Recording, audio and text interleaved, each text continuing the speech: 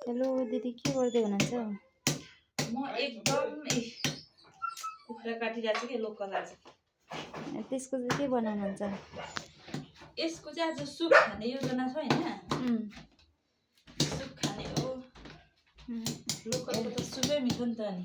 हेर्नुहोस् है साथीहरू, यो चाहिँ लोकल कुखुरा हाम्रो दिदीले चाहिँ बनाउँदै हुनुहुन्छ। आज हामी थोरैजना छौँ नि त, त्यही भएर सानो काटे हो कि।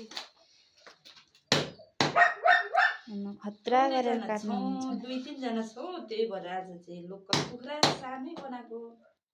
अनि अरू बेला सबैजना हुँदाखेरि चाहिँ धेरै नै बनाउँथ्यो नि त ठुलै। अहिले चाहिँ खाउँ लागेको बेला सानै छ, सानै भए पनि खानु मन लागेको बेला खाएन भने त अनि अरू बेला त के अनि।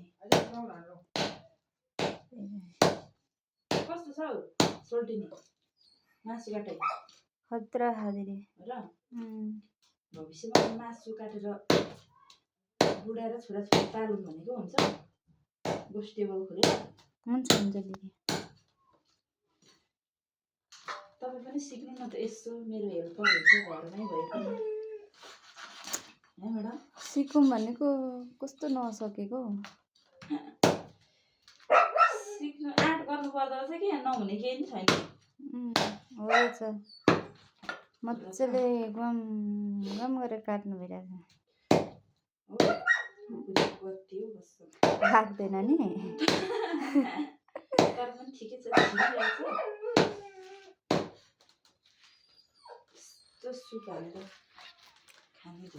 गाइज, कसलाई मनपर्छ लोकल कुखुरा कमेन्ट गरिदिनु होला, सब्सक्राइब गरिदिनु होला।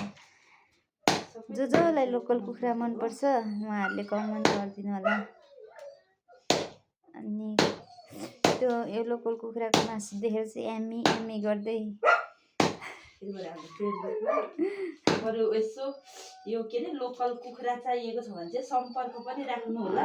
हामीसँग छ टन्नै लोकल कुखुरा। लोकल कुखुराहरू योभन्दा नि ठुल्ठुलोहरू छ। आज हामी चाहिँ थोरै भएको कारणले मैले सानो काटेको आज चाहिँ यसो एक छाक सुप भए नि हुन्छ नि त। सुपै खानु मन लागेको छ होइन।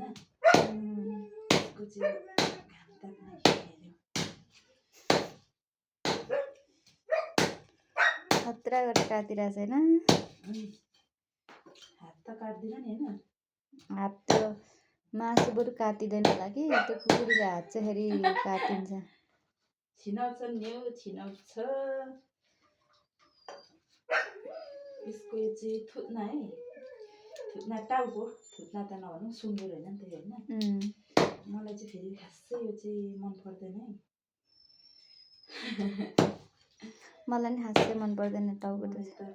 आजभोलि धेरै जस्तो लोकलको सुप मनपर्छ। त्यस पछाडि भनेको सुँगुरको मासु त अब पहिलो नम्बरमा आयो होइन। तपाईँलाई चाहिँ कस्तो लाग्छ? मलाई मेरो त बेस्ट त अनि कुखुराकै हो, लोकल कुखुराको। साथी हो, आफैले कटिङ हाने होला यो कुखुराको मासु चाहिँ। सबैजनालाई सुप खानको लागि चाहिँ मासु सुप होइन नियम त छ है, आउनु होला। तपाईँहरूकोमा पनि आवश्यकता छ भने यसो मलाई बोलाए हुन्छ मासु काट्नलाई होइन।